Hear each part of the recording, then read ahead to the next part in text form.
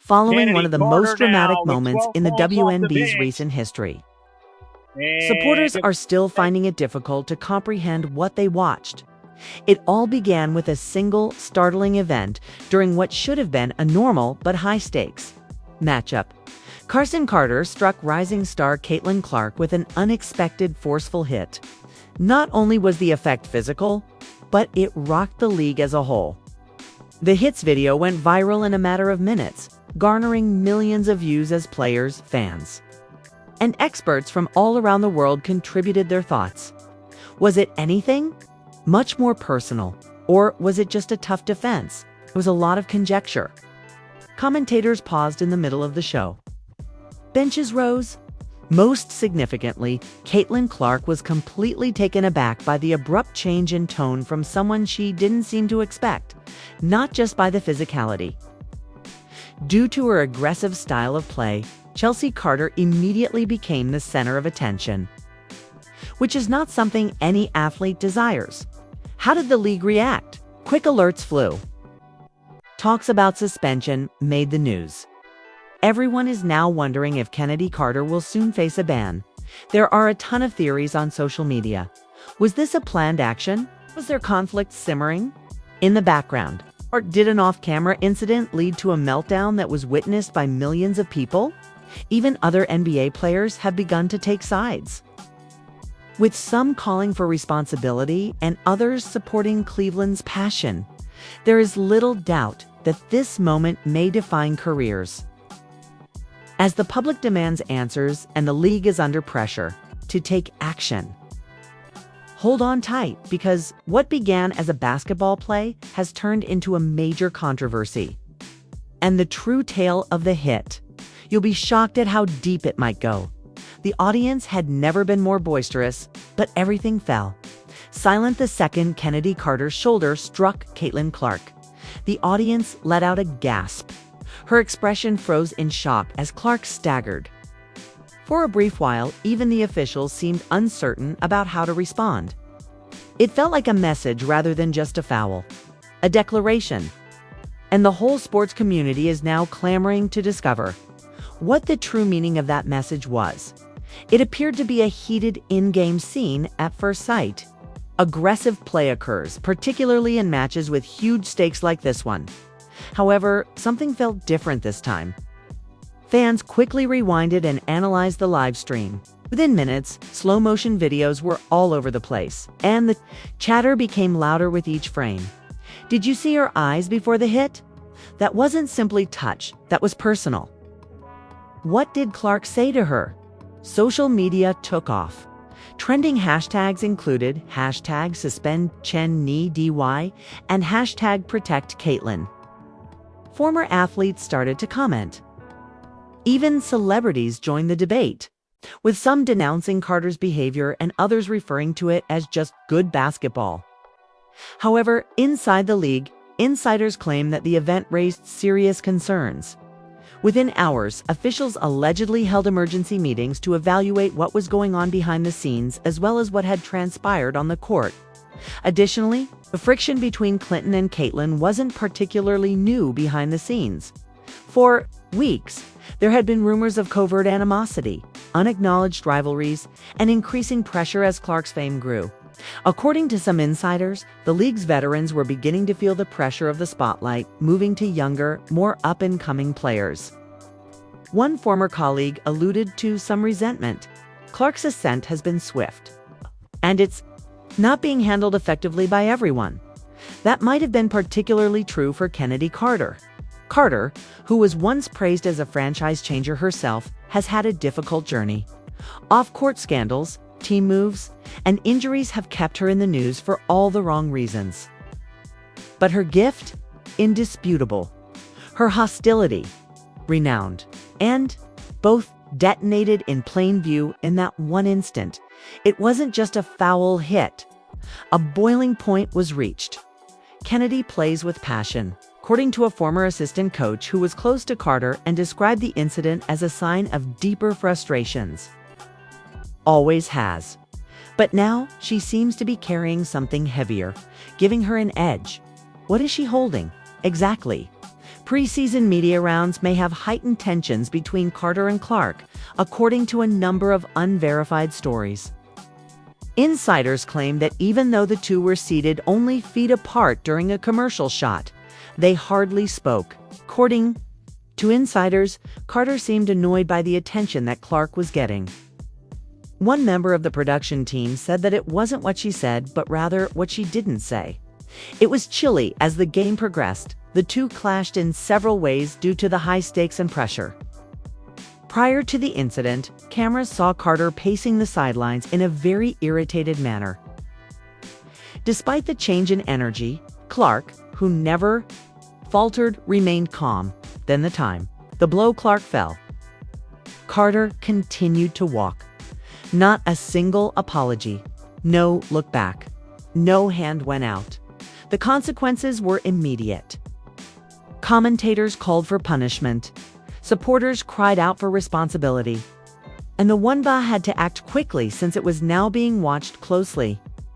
Insiders claim that the conversation was already veering toward a possible suspension or worse, even though the league issued a statement hours later stating that it will review all footage in context before determining the appropriate response.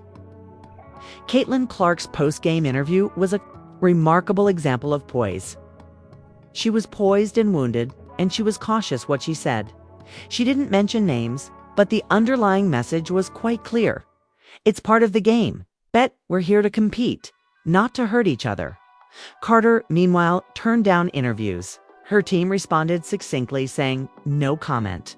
At this time, in this instance, quiet simply served to fan the flames. Rumors of responses in the locker room started to circulate. According to some, teammates were separating. Others said that Carter was rebellious because he would not apologize, even when coaching staff asked him to. The twist follows after the game. A purportedly leaked audio tape from the locker room started making the rounds on Twitter. She feels this is her league, according to a voice that was thought to be Carter's. Although the clip's veracity hasn't been verified, the internet didn't wait for me to inform her that it's not that easy. Within hours, #ThisIsNotYourLeague was trending, and the story took a darker turn. All of a sudden, this was more than a sporting tale. It turned to become a flashpoint in culture. Clark's quick ascent symbolizes a new age, one that is youthful, tidy, and extremely marketable. Carter, on the other hand, represents the seasoned athletes who have persevered for years, in a league that hasn't always rewarded them. For some, this episode revealed long-standing animosities inside the league as well as between two players. The query at this time, what follows? Fans want clarification. There is pressure on league officials to act swiftly. And a storm that has spread well beyond a single game has now centered on both players. Is Carter going to be suspended? Will Clark make a stronger statement? And how will the NBA help us sort through this mess? The consequences of the locker room audio breach were not confined. By the time fans awoke the next morning, the video had been replayed incessantly, shared on social media, and examined by the media, serving as the impetus for a broad discussion about power, legacy, and respect in the WNBA. Sports show commentators analyzed the ramifications. Sports reporters conjectured about Carter's true meaning. Was it an indictment of the league's direction, or a remark on Clark's growing fame? The mood within the dressing room had become polarized and hostile. Players, who used to laugh together during warm-ups, were suddenly torn between surprise and camaraderie. When questioned off the record, one veteran acknowledged that some players were rooting for Carter, claiming she was speaking truths the league wasn't ready to hear. Others withdrew, fearing the dispute would overshadow their favorite sport. Clark's crew, meanwhile, worked swiftly and strategically. Their public relations experts set up interviews that highlighted Clark's maturity and professionalism. Clark was questioned on the audio at one broadcast appearance. She took a moment to steady her eyes before responding, "I'm here to play basketball." That's threatening to someone. Maybe we need a conversation about why. Her cool-headed, controlled reaction garnered plaudits and rendered Carter's comments seem even more harsh. Even more harsh. Journalists started researching the backgrounds of both athletes. Clark was portrayed as the ideal representation of the league's future, since he was record-setting, media-savvy, and charitable. In contrast, Carter was shown as the league's wounded. Warrior, talented, ferocious, but maybe at odds with the shifting nature of things.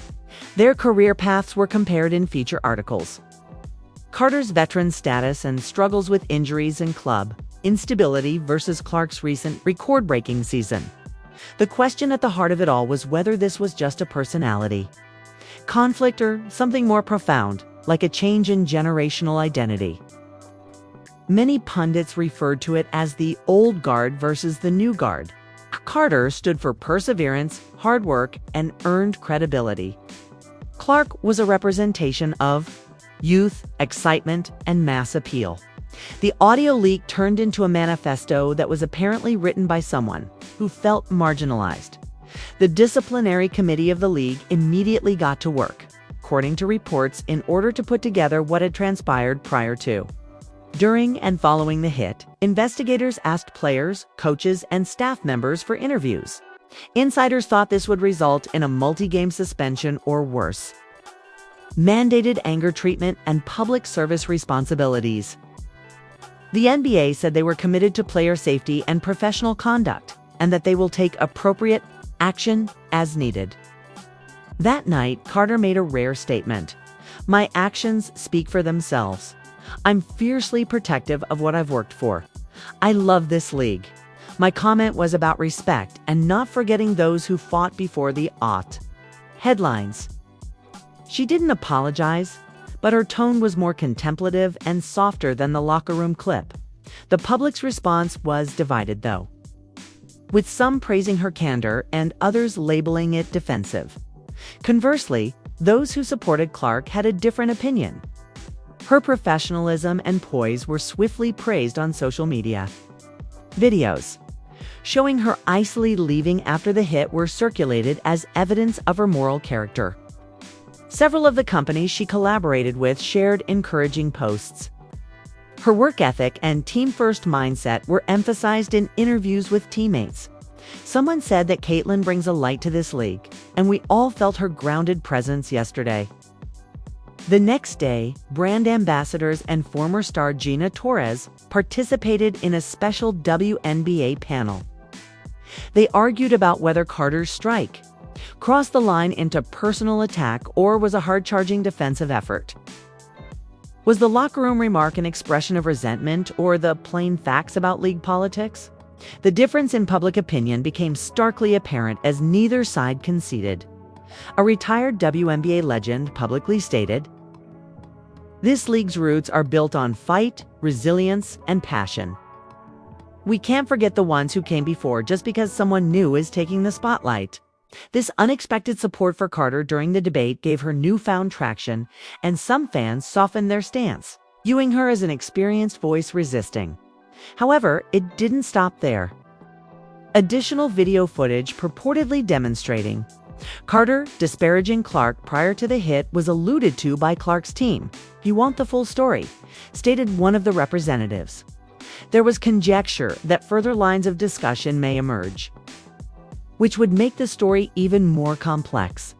Now, even sponsors were nervous. According to our sources, at least 2 sponsors put a halt to their Carter promotions while the league's investigations were ongoing. Clark's sponsors, meanwhile, reaffirmed their dedication, saying, "We support athletes who exemplify leadership and respect."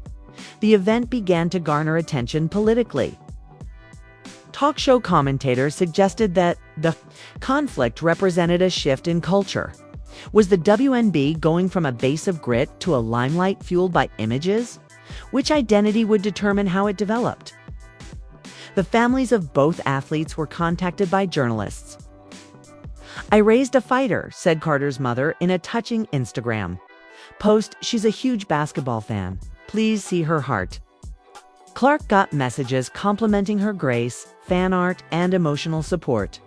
Deeper concerns of heritage, acknowledgement, and changing identity were represented in the emotional distance between the families. Unverified claims. emerged that a third party purposefully leaked the locker room audio to spark controversy, possibly to increase viewership or influence public opinion. Amidst all of this, speculation focused on opposing teams or unnamed insiders trying to sway the story to their benefit. It feels orchestrated, according to one observer, like someone's playing chess while we're watching checkers. The league planned a news conference once the public was enthralled. Announcements such as closed session audio review and a potential disciplinary schedule caused anticipation to soar. Fans were excited and nervous, eager to watch, knowing that whatever transpired at the news conference would mark the next major development in a story that had already revolutionized careers and generated a wider discussion about power, respect, and the development of women's sports. The narrative is becoming more complex as Part 2 comes to a close. Personal history, public scrutiny, and league-wide ramifications are all crashing against each other. Now that the formal investigation has begun, everyone is anticipating the WNBA's opinion, as well as the announcement of Chennedy Carter and Caitlin Clark's future steps.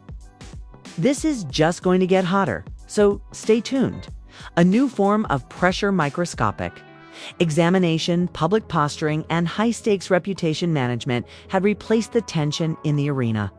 After the announcement of the NBA's news conference, everyone was riveted to their screens, anticipating the league's decision. There was a lot of conjecture that Chennedy Carter may be suspended or possibly have to skip the All-Star weekend. However, everyone's main concern is whether the league would rely on Caitlin Clark's unwavering star power or stick to tradition. WNBA Commissioner Donna Orrick took the platform during the news conference with a solemn expression on her face. Journalists leaned closer, cameras flashed, and fans worldwide held their breath. The hit involving Chennedy Carter and Caitlin Clark has been thoroughly reviewed, she said. A sudden silence descended upon the audience as the speaker said, "We acknowledge the physical and emotional intensity of the game, but we must also uphold the standards of sportsmanship and player safety." Before striking, Orrick paused and said, "As a result, Carter has been suspended for 3 games, fined $10,000, and required to attend league conduct workshops." Tweets went viral, with commentators reacting in a variety of ways, from finely to harsh. "I respect the league's decision, though I believe it stems from heightened media pressure," Carter said in a statement minutes later. "I'll follow through, go to the workshops, and come back stronger." The tone was composed, strong, and little defiant. "I love this game and its history." Supporters praised her for accepting responsibility and resisting what they perceived to be a slap-on thrust from the media. However, some claimed the penalty was excessively light and showed partiality for elite athletes. Caitlin Clark's answer was similarly impressive. In a short video released on social channels, she praised the league, underlined the importance of safety, and offered empathy.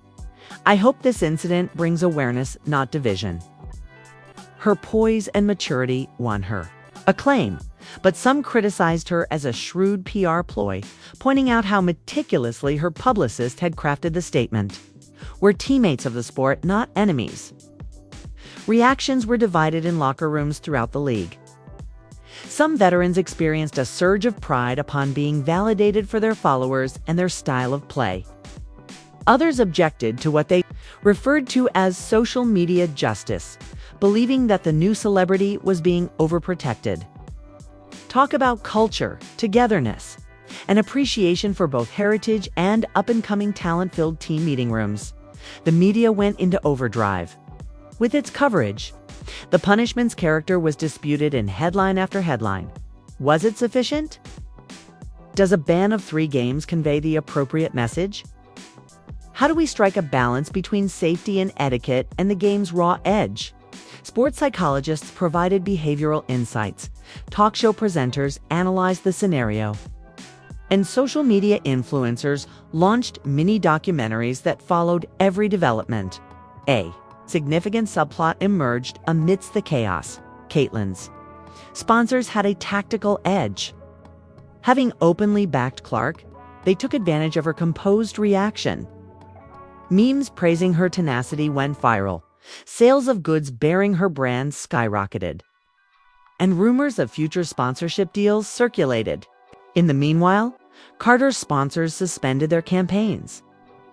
Some even took her face out of advertisements out of concern. Teams started to adjust, citing the incident as a teaching moment. Coaches from all throughout the league allegedly conducted lessons on dispute resolution and mental health assistance. Players waited in line for team-building exercises and optional counseling designed to bring together talent from all generations. In an effort to transform the tension into something positive, the league supported wellness activities. However, the actual stakes were centered on individual stories. In preparation for her public return, Chennedy Carter started working behind the scenes on a raw, uncut video message for her supporters that would feature her working out and interacting with the young people she mentors. According to sources, she is also contacting Caitlin Clark in private to make amends. Clark, for her part, still working on promotions and talking to mentors about handling sudden issues in the public eye. During these attempts, rumors of a secret meeting began to circulate. In the upcoming days, Carter, Clark, team leaders, and league executives are expected to meet behind closed doors, according to sources. Just talk, no cameras, no press. The stakes were high, restoring trust, repairing the public's perception, and maybe even creating a new form of camaraderie inside women's basketball. Public opinion remained divided. Supporters of Carter commended her honesty, tenacity, and origins. Clark's supporters praised her poise, maturity, and celebrity. However, there was a growing consensus that we just want the league to move forward. It's called for reconciliation and atonement. The focus moves from the explosive catastrophe to the future as Part 3 comes to an end. Will Carter's return video demonstrate disobedience or progress?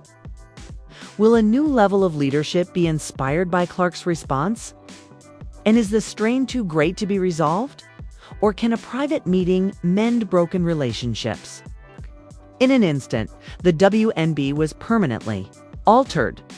What began as a single, startling on-court incident turned into a full-fledged cultural firestorm that revealed rivalries, damaged the league's reputation, and brought two of its most well-known players into the public eye.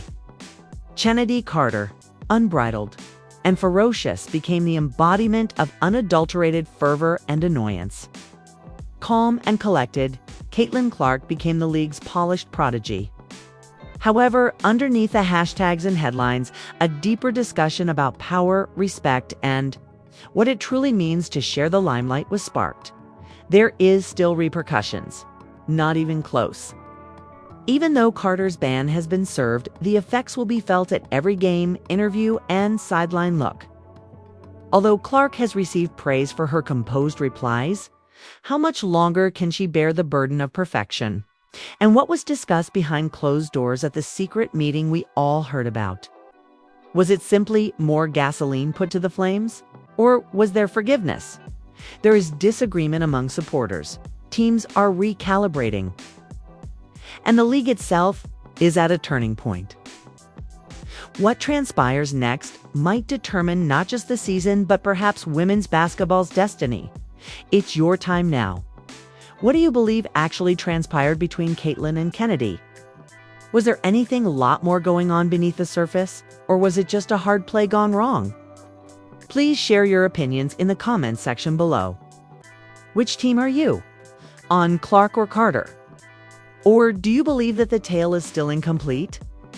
If you watch the entire drama, don't forget to hit the bell, subscribe for more thrilling updates, and like this video so you don't miss a single turn in the plot. So, if you believe that this is the end, we assure you that this is only the beginning.